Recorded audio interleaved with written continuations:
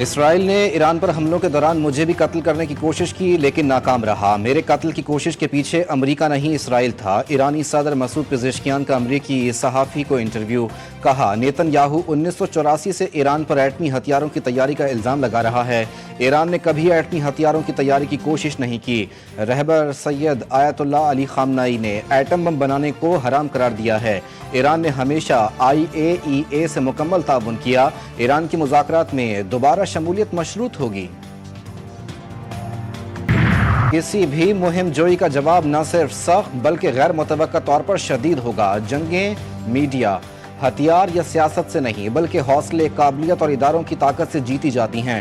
Field marshal کا بھارت کو دو ٹوک پیغام۔ سید عاصم منیر کا نیشنل ڈیفنس یونیورسٹی اسلام آباد کا دورہ۔ مسلح افواج کے افسران سے خطاب میں کہا بھارت آپریشن سندور کے اہداف حاصل کرنے میں ناکام رہا۔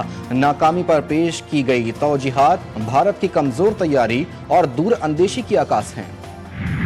PTI کا ضم اضلاع کے حوالے سے وفاقی کمیٹی پر تحفظات کا اظہار۔ چیئرمین PTI بیرسٹر گوہر کہتے ہیں 5 MNAs کا تعلق PTI سے ہے۔ قبائلی علاقوں سے 7 MNAs منتخب ہوئے۔ ہم نے کمیٹی میں شرکت نہیں کی اور نہ ہی آئندہ کریں گے۔ وفاقی حکومت سے مطالبہ کرتے ہیں کمیٹی کو ختم کیا جائے۔ بلاول بھٹو نے نریندر مودی کو نیتن یاہو کی چائنا کاپی قرار دے دیا۔ کہتے ہیں کہ مودی کو گجرات کا قصائی کہا جائے یا پھر کشمیر کا قصائی، وہ ام پسند بالکل بھی نہیں۔ الجزیرہ سے گفتگو کرتے ہوئے بلاول بھٹو نے کہا کہ وہ پاکستانیوں کو گولی یا روٹی کی دھمکی دیتے ہیں لیکن ہم آج بھی انہیں مذاکرات کی دعوت دیتے ہیں۔ میں تو مخالف ہوں 63-62 کا ویسے ہی۔ میں تو کہتا ہوں اس کو جڑ سے اکھاڑ کر پھینک دو۔ میں تو کہتا ہوں کہ یہ ایک آمریت کے دور کی نشانی ہے، اس کے اندر نکالیں، باہر کریں۔ Why the members sitting in the houses do not show that spine؟ میں آئین کی دفعہ 62-63 کا مخالف ہوں، چاہے تو انہیں نکال باہر پھینکیں، یہ دفاعت آمریت کی نشانی ہے۔ اسپیکر پنجاب اسمبلی ملک احمد خان کی نیوز کانفرنس کہتے ہیں 22 سال میں کسی وزیر خزانہ کی تقریر مکمل نہیں ہونے دی گئی۔ بجٹ کتابیں پھاڑنے اور ہنگامہ رائے روایت بن چکی ہے۔ پارلیمنٹ مردہ خانہ نہیں لیکن احتجاج کی بھی حدود ہوتی ہیں۔ بطور اسپیکر اپوزیشن اور حکومتی دونوں بینچز کا خیال رکھنا میرا فرض ہے۔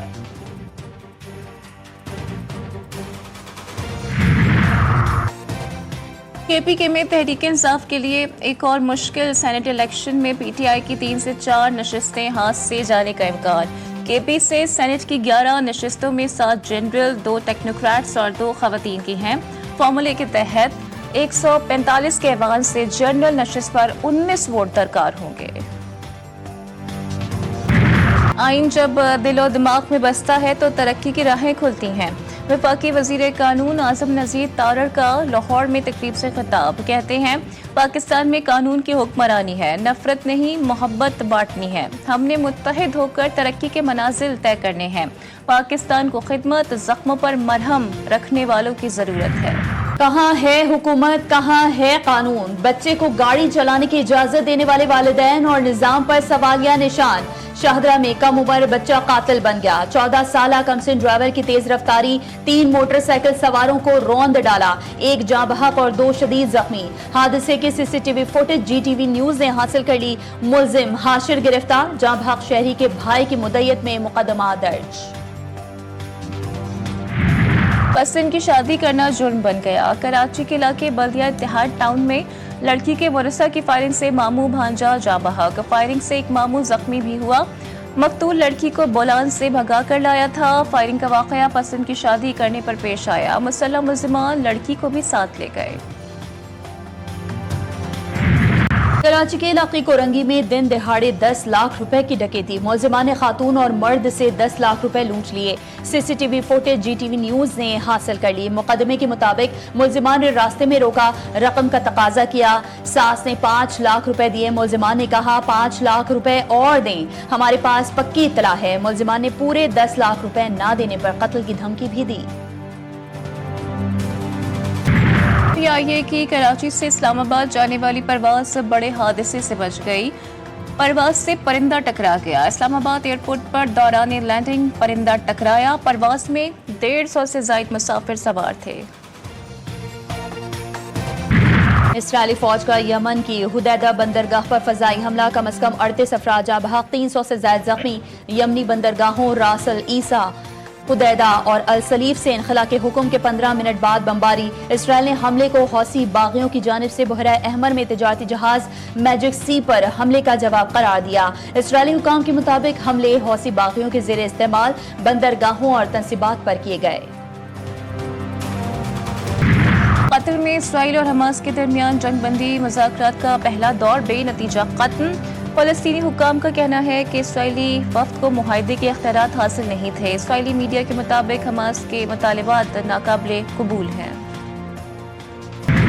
اسرائیل اور حماس کے درمیان جنگ بندی معاہدے میں اہم پیش رفت متوقع۔ اسرائیلی وزیراعظم امریکہ پہنچ گئے، امریکی صدر سے ملاقات کریں گے۔ غزہ میں جنگ بندی کے حوالے سے بات چیت کی جائے گی۔ ڈونلڈ ٹرمپ کہتے ہیں غزہ میں رواں ہفتے جنگ بندی معاہدہ طے پا جائے گا۔ اسرائیلی وزیراعظم نیتن یاہو کہتے ہیں غزہ میں 20 اسرائیلی یرغمالی زندہ ہیں جبکہ 30 ہلاک ہو چکے ہیں۔